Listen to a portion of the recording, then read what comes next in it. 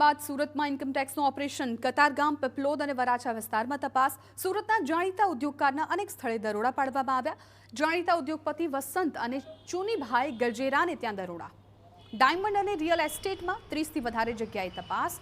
સુરત સહિત મુંબઈમાં પણ આઈટીના દરોડા। આવકવેરા વિભાગની ઇન્વેસ્ટિગેશન વિંગ દ્વારા જાણીતા લક્ષ્મી ડાયમંડ ગ્રુપના વિવિધ ઠેકાણાઓ પર સામૂહિક દરોડા પાડવામાં આવ્યા। વસંતભાઈ ગજેરાની સુરત અને મુંબઈની ઓફિસો તેમજ નિવાસસ્થાનો પર આઈટીના દરોડા। 12થી વધારે સ્થાનો પર આઈટી અધિકારીઓની ટીમો દ્વારા તપાસનો ધમધમાટ શરૂ કરવામાં આવ્યો। આ કાર્યવાહીમાં હીરાના વેપાર સાથે જોડાયેલા નાણાકીય દસ્તાવેજો, ડિજિટલ ડેટા અને સ્ટોકની વિગતોની બારીકાઈથી તપાસ કરવામાં આવી।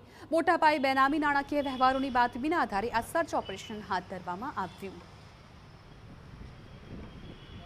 ગુજરાત આઈટી વિભાગની અલગ અલગ ટીમો દ્વારા આજે સુરતના જાણીતા ઉદ્યોગપતિ જે છે તેમના જે અલગ અલગ જે ધંધાકીય સ્થળો છે ત્યાં જે છે આઈટી વિભાગની ટીમ છે તે રેડ કરવામાં આવી છે। જોઈ શકાય છે સુરતના જાણીતા ઉદ્યોગપતિ જે ગજેરા જે બંધુ છે તેમના જે ધંધાકીય સ્થળ જે સ્કૂલો છે, જે બિલ્ડર લોબીની જે ઓફિસો છે, જે તમામ જગ્યાએ જે સર્ચિંગની જે કામગીરી છે તે અત્યારે કરવામાં આવી રહી છે। જોઈ શકાય છે પોલીસ સિક્યુરિટી સાથે આઈટી વિભાગની અલગ અલગ 25 જેટલી જે ટીમો છે કતારગામ, પીપલોદ, ડભોલી, વરાછા વિસ્તારમાં જે ડાયમંડ સાથે સંકળાયેલા, રિયલ એસ્ટેટ સાથે સંકળાયેલી આ જે ગજેરા બંધુઓની અલગ અલગ જે રહેણાંક જે વિસ્તારો છે, ભાગીદારો છે તેમના ત્યાં ટીમ જે સર્ચ કરવામાં આવી રહી છે। વહેલી સવારે આ જે માહિતીના આધારે અલગ અલગ આઈટી વિભાગના જે અધિકારીઓ છે તે સર્ચની કામગીરી છે। અત્યારે લક્ષ્મી ડાયમંડની અંદર પણ આઈટી વિભાગના જે અધિકારીઓ છે તે પહોંચ્યા છે અને સર્ચિંગની જે કામગીરી છે તે કરવામાં આવી રહી છે।